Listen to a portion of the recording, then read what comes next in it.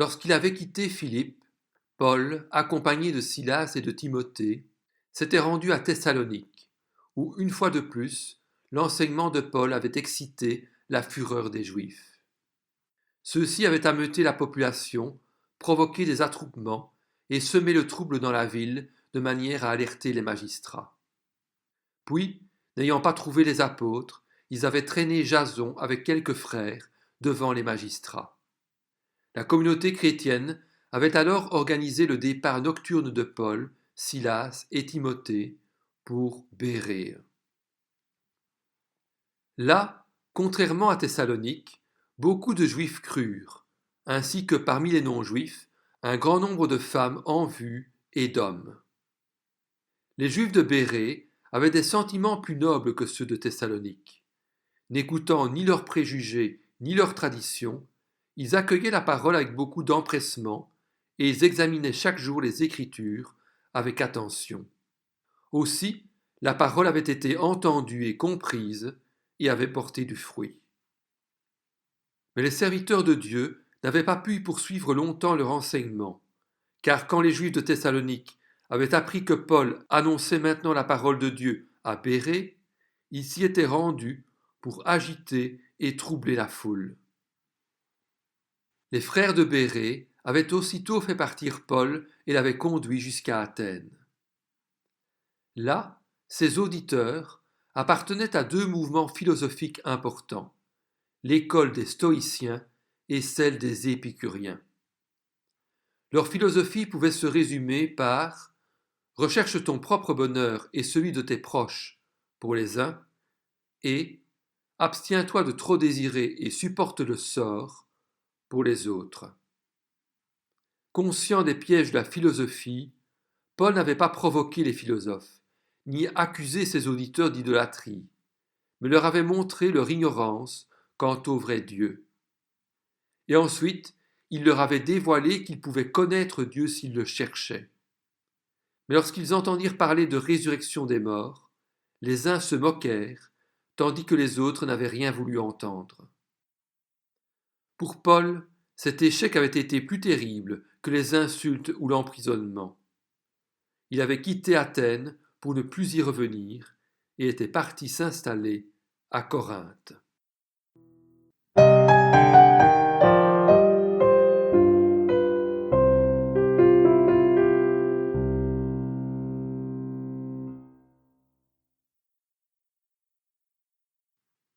Après l'échec d'Athènes, Paul s'installa donc à Corinthe et il y resta pendant 18 mois. La ville date du IXe siècle avant Jésus-Christ. Au temps d'Homère, elle était déjà riche et célèbre. Elle rivalisa longtemps avec Thèbes et Sparte et fut en particulier l'ennemi implacable d'Athènes. Détruite lors de l'invasion romaine en 146 avant Jésus-Christ, la ville était restée en ruine pendant un siècle avant que Jules César, conscient de l'importance de sa situation, envoya des vétérans et des affranchis et la fit reconstruire comme colonie romaine. La ville se releva alors rapidement de ses ruines et en 27 avant Jésus-Christ, l'empereur Auguste en fit la capitale de la province d'Achaïe. À l'époque de Paul, Corinthe dépassait Athènes en importance et était devenue, grâce à sa situation exceptionnelle au point d'intersection des routes nord-sud et des communications est-ouest, la plus grande ville de Grèce. Elle comptait 750 000 habitants, dont 500 000 esclaves. Sa richesse provenait de sa situation sur l'isthme, large de 6 kilomètres, qui joignait la Grèce du nord à la presqu'île du Péloponnèse et séparait la mer Ionienne de la mer Égée. Les bateaux avaient le choix soit de contourner le cap Malais au sud de la péninsule, ce qui constituait un détour de plus de 300 km parsemé de récifs dangereux, soit de transiter par les deux ports de Corinthe, le premier Sancrée sur la mer Égée, le deuxième l'Échaïon sur la mer Ionienne. Tout ce trafic enrichissait la ville et y développait une classe aisée vivant dans le luxe. À côté de travailleurs et d'esclaves réduits à une pauvreté extrême.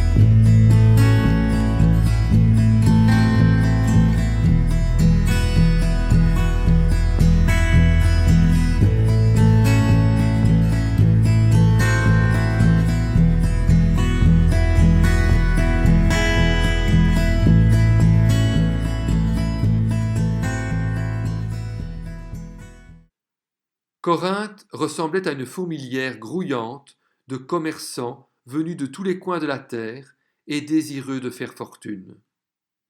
Ces chantiers maritimes produisaient un grand nombre de bateaux.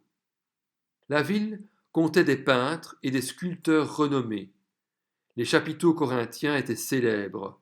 Les objets d'airain et les poteries de Corinthe étaient exportés dans tout le bassin méditerranéen. Ces cuirasses de bronze étaient les meilleurs en Occident. De ces ateliers sortaient des tapis, tissus et étoffes de toute nature.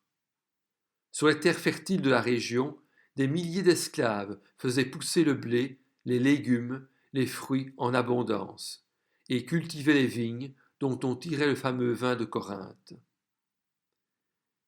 Et si la ville était célèbre pour son commerce et ses richesses, elle l'était aussi pour sa culture intellectuelle. Corinthe était l'un des principaux centres de la culture grecque. Les Corinthiens se vantaient de leur intérêt pour la philosophie et la connaissance. Les salles des rhéteurs, enseignant l'éloquence, et les écoles de philosophie y étaient nombreuses. L'idéal corinthien était le développement insouciant de l'individu. L'homme qui ne reconnaît rien de supérieur à lui, ni aucune loi en dehors de ses propres désirs. Tous les ans s'y déroulaient les Jeux isthmiques auxquels toutes les villes grecques participaient. C'étaient les plus belles festivités de la Grèce et les mieux fréquentées, source de revenus importants pour la ville. Cependant, dans tout le monde antique, Corinthe avait mauvaise réputation. Corinthiser, c'était mener une vie débauchée, et on appelait corinthienne une prostituée et corinthien un coureur de jupons. Cet amour des plaisirs et la dépravation de leurs mœurs étaient entretenus par le culte de divinités impures. Un temple dédié à Aphrodite, déesse de l'amour et de la guerre, avait été construit sur une montagne qui dominait la ville, l'Acrocorinthe. On trouvait également des sanctuaires en l'honneur d'Athéna, d'Apollon, de Poséidon, d'Hermès, un panthéon dédié à tous les dieux, et un temple d'Esculape, flanqué de maisons où l'on soignait les malades. Tout cela attirait les riches voyageurs, les étrangers, les soldats, les marins, les commerçants et les capitaines qu'on dépouillait de leur argent en ruinant leur santé. La tâche s'annonçait particulièrement difficile pour Paul, mais en même temps, il se trouvait là dans un milieu qui avait bien besoin de l'Évangile, et quiconque s'imposait à Corinthe avait une entrée dans toute la Grèce. Ainsi, si l'on apprenait quelque chose du Christ dans ce port très fréquenté, il ne faudrait pas longtemps avant que les îles et villes d'alentour en fussent également informées. Suivant son habitude, l'apôtre rechercha d'abord ses compatriotes juifs. Les Juifs avaient leur synagogue qui attirait un certain nombre de Grecs et de Romains, dont un certain Justus, mais il ne semblait pas être très aimé de la population. Parmi eux se trouvait un Juif du nom d'Achilas, originaire du Pont en Asie mineure, qui venait d'arriver d'Italie avec sa femme Priscille. Il était fabricant de tentes, objets nécessaires pour les armées en campagne et les voyageurs de ce temps. En l'an 49, des troubles ayant été suscités à Rome par les Juifs, l'empereur Claude avait expulsé de la ville tous les gens de cette maison, et c'était ainsi qu'Aquilas et Priscille avaient été conduits à Corinthe, où ils avaient continué à exercer leur profession. Aquilas et Priscille faisaient partie de ces couples unis qui pouvaient compter l'un sur l'autre. Dans le ministère, comme dans le mariage, ils ne faisaient qu'un, et formaient une équipe dynamique ayant un impact très positif sur leur entourage. Les portes de leur foyer étaient toujours ouvertes. Comme Paul avait appris le même métier qu'eux et que c'était en l'exerçant qu'il pourvoyait à ses besoins et même à ceux de ses compagnons, afin de n'être à charge de personne, il alla demeurer dans leur maison et travailla avec eux. À une époque où le travail manuel était considéré comme un déshonneur et bon uniquement pour les basses classes sociales et pour les esclaves, l'exemple de Paul était quelque chose d'absolument novateur. Il fallut longtemps pour que cette conception chrétienne du travail puisse prévaloir.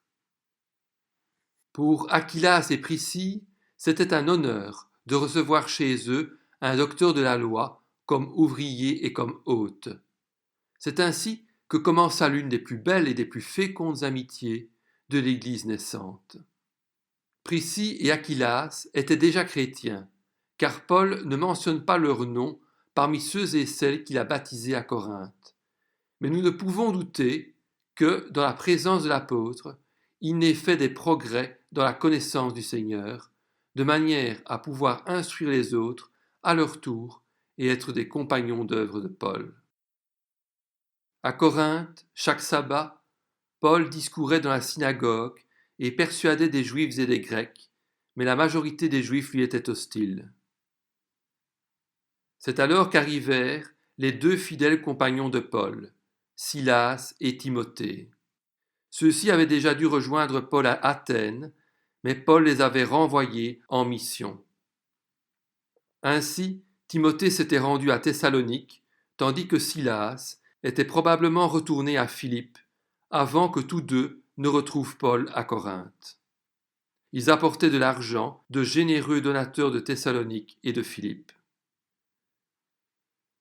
Par leur venue et les bonnes nouvelles que Timothée lui apportait de la foi et de la persévérance des chrétiens de Thessalonique au milieu des persécutions, Paul fut tout encouragé.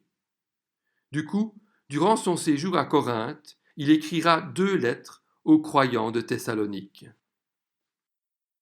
Il se mit aussi à annoncer l'Évangile avec plus de zèle encore, en dépit de toutes les difficultés. Mais comme les Juifs s'opposaient toujours à lui et l'insultaient, il secoua ses vêtements et leur dit « Que votre sang retombe sur votre tête, j'en suis pur, dès maintenant j'irai vers les non-juifs. » Déclaration solennelle et terrible, en secouant ses vêtements, l'apôtre montrait qu'il n'avait plus rien de commun avec eux, et en leur disant que votre sang retombe sur votre tête, il rejetait entièrement sur eux la responsabilité de leur ruine et de la perdition à laquelle ils s'exposaient.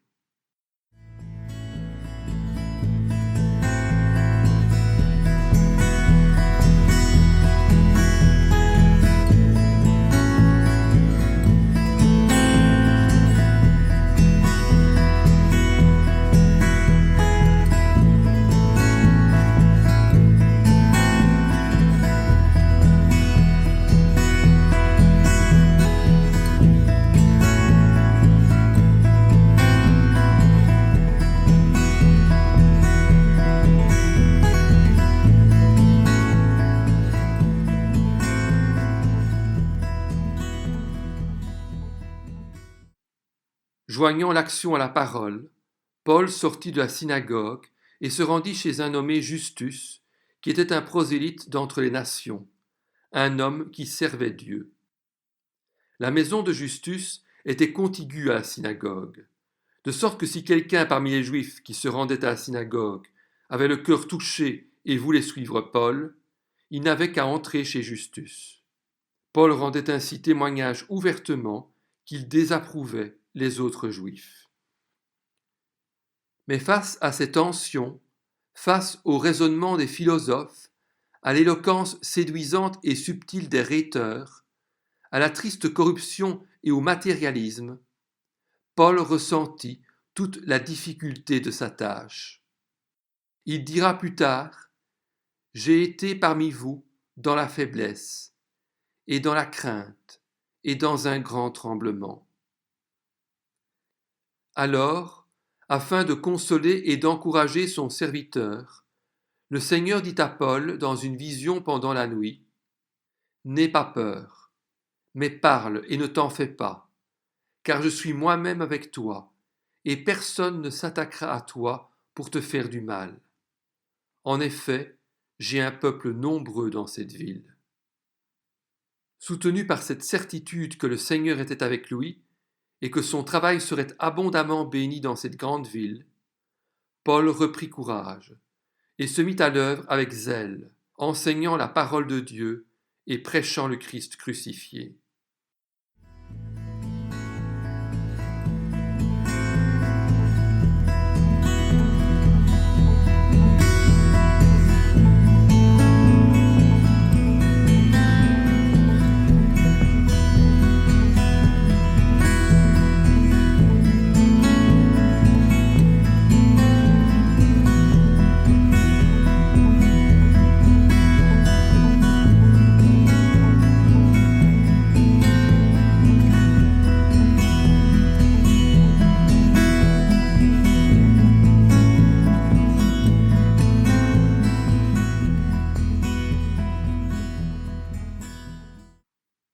Le travail de l'apôtre ne fut pas vain. Le nombre de non-juifs devenus chrétiens augmenta de jour en jour, et la synagogue aussi enregistra de nombreuses défections. Ainsi, Crispus, le chef de la synagogue, et toute sa famille écoutèrent Paul, crurent et furent baptisés, de même que Stéphanus, Gaius et une autre personnalité importante, Éraste, le trésorier de la ville. La composition de la communauté devint de plus en plus variée. Il y avait d'abord des propriétaires et des fonctionnaires qui étaient assez riches et dont les maisons étaient assez grandes que pour recevoir les membres de la communauté naissante et fournir ce qu'il fallait pour les agapes. À cette catégorie appartenaient les personnalités déjà citées, auxquelles s'ajoutèrent plus tard Sosthène et un certain Zénas, juriste juif, ainsi que Phoebé, la diaconesse de l'église de Sancré, et les gens de sa maison. Ensuite, il y avait la classe moyenne, où prédominait l'élément romain et dont faisait partie Tertius, le futur secrétaire de Paul, à qui il dictera la lettre aux Romains. Cependant, la majorité des nouveaux convertis appartenaient aux classes pauvres. C'étaient des esclaves, des affranchis et des artistes. Paul n'était jamais descendu dans des milieux populaires aussi misérables et malfamés que ceux de Corinthe. Ce fut une réussite pour l'apôtre que d'arriver à surmonter ces contrastes moraux, sociaux et nationaux, afin de réunir à une même table des hommes et des femmes libres, des esclaves et des affranchis, des Juifs, des Grecs, des Romains et des Asiates. Ce bel exemple de diversité serait inévitablement source de difficultés, mais favoriserait en même temps un modèle admirable d'unité dans la diversité. Cela donnerait plus tard à Paul, dans sa première épître aux Corinthiens, l'occasion de s'exprimer sur la nature de l'Église comparée au corps humain où chaque membre a une fonction au service de l'unité, de la cohésion et de l'entraide. Malheureusement, le succès de l'apôtre rendit furieux les chefs d'Israël.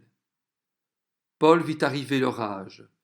Il écrivit aux Thessaloniciens : « Mes frères, priez pour nous, afin que la parole du Seigneur poursuive sa course et soit partout honorée comme elle l'est chez vous, et que nous soyons délivrés des méchants et des pervers. Les craintes de Paul se justifièrent. Bientôt, des Juifs se soulevèrent d'un commun accord contre Paul. Cela se passa pendant que Gallion était gouverneur de l'Achaïe en juin de l'an 51.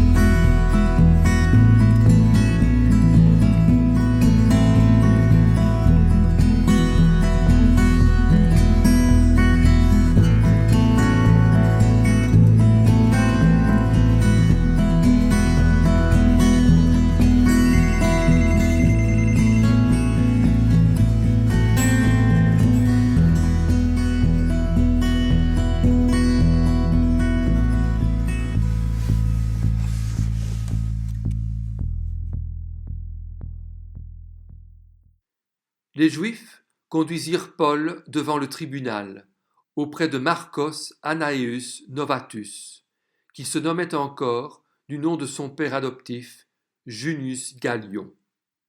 C'était l'un des hommes les plus sympathiques et les plus cultivés de son temps, et les Juifs de Corinthe voulurent tirer parti de lui, accusant Paul de contrevenir à la loi romaine. Comme celle-ci interdisait le prosélytisme et les cultes illicites, ils dirent : cet homme incite les gens à servir Dieu d'une manière contraire à la loi. Cette affirmation équivalait à une accusation de trahison. Le verdict de Gallion avait une importance cruciale pour la propagation de la bonne nouvelle dans l'Empire romain, car le judaïsme était toléré par la loi romaine, et de fait, aussi longtemps que le christianisme serait considéré comme une secte du judaïsme, le tribunal romain n'interviendrait pas. Mais si le christianisme devait être considéré comme une autre religion, cela exposerait les chrétiens à être déclarés hors la loi. Heureusement, alors que Paul s'apprêtait à répondre, Gallion dit aux Juifs : s'il s'agissait d'une injustice ou d'une mauvaise action, je vous écouterai comme il convient, Juifs. Mais s'il s'agit de discussions sur une parole, sur des noms ou sur votre loi, cela vous regarde. Je ne veux pas être juge de ces affaires. Et il les renvoya du tribunal. Alors, pour se venger, les Israélites se jetèrent sur Sosthène, qui avait remplacé Crispus comme chef de la synagogue, et ils le rouèrent de coups devant le tribunal, sans que Gallion ne réagisse d'aucune manière. Les Israélites reprochaient à Sosthène de n'avoir pas su défendre leur cause et d'avoir laissé la situation de la synagogue se dégrader. Après cela, Paul resta encore un certain temps à Corinthe, puis il prendra congé de ses frères et sœurs et embarquera pour la Syrie avec Priscille et Aquilas.